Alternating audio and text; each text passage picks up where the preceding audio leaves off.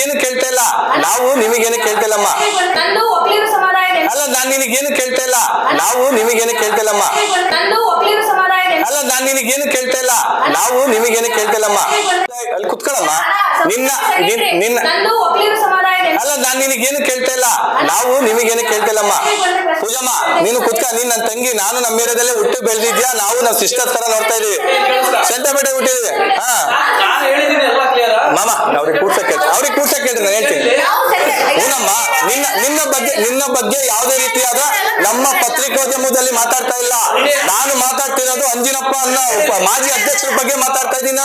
ನಾನು ನನ್ನ ವಾಲ್ಮೀಕಿ ಸಮುದಾಯ, ನಾವು ಹುಟ್ಟಿದೀವಿ. ನಾವು ನಮ್ಮ ವಾಲ್ಮೀಕಿ ಸಮುದಾಯದ ಹುಟ್ಟಿದೀವಿ. ಜಾತಿನಿಂದಲೇ ಯಾಕೆ ಮಾಡ್ಬೇಕಿತ್ತು, ಜಾತಿಯದಿಂದಲೇ ಯಾಕೆ ಮಾಡ್ಬೇಕಿತ್ತು? ಹಾ ವಾಲ್ಮೀಕಿ ಸಮುದಾಯ ಅಂತಂದಲೆ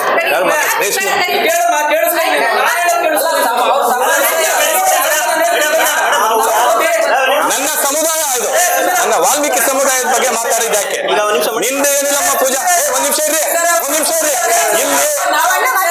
ನಾವು ಇಲ್ಲಿ ಕರೆದಿರೋ ಉದ್ದೇಶ ನನ್ನ ಸಮುದಾಯದ ಬಗ್ಗೆ ಅನ್ಯಾಯ ಆಗಿದೆ ಅಂತ ನಾನು ಹೇಳ್ತಿರೋದು. ಪೂಜನ ವಿರುದ್ಧ ನಾವು ಯಾವುದೇ ರೀತಿ ಕಮೆಂಟ್ ಮಾಡಿಲ್ಲ, ವಿಡಿಯೋದ ಮೂಲಕ ಯಾವುದೂ ಹೇಳಿಲ್ಲ.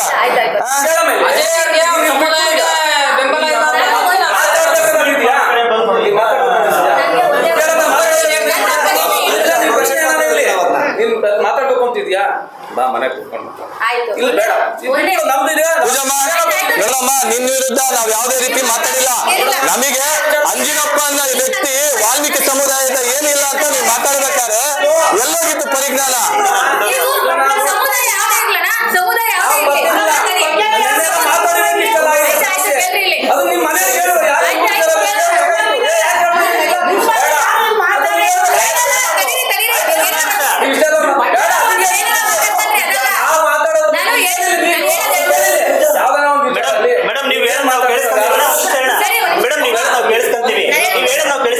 ನೀವ್ ಹೇಳಿದ್ಮೇಲೆ ನಾವು ನಿಮ್ಮ ಪ್ರಶ್ನೆ ಉತ್ತರ ಕೊಡ್ತೀವಿ.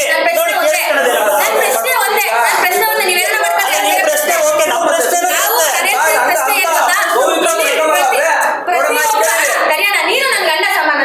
ಮೇಡಮ್ ಬರೀ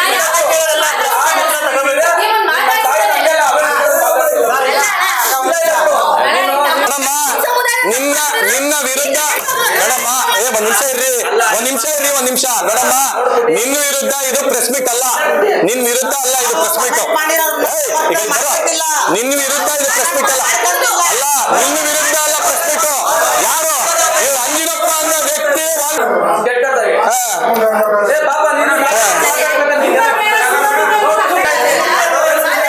ಆಯ್ತು ಬಿಡಿ.